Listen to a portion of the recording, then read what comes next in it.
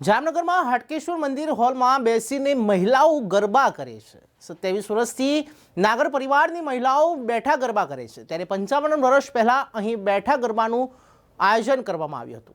નાની મોટી તમામ વયની મહિલાઓ બેસીને ગરબા કરે છે, ત્યારે ઉર્વશીબહેન વૈષ્ણવના નેતૃત્વમાં આ ગરબાનું આયોજન કરાયું છે। ભક્તિનું એક માધ્યમ બેસીને ગરબા કરવા માટેનું છે। जय हाटकेश, हूँ दर्शांगी पार्थ पंड्या।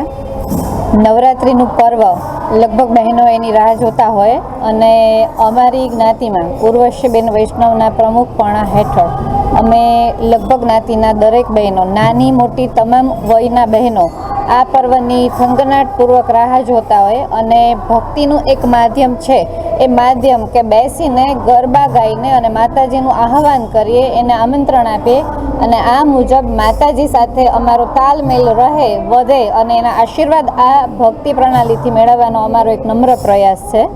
जय अंबे।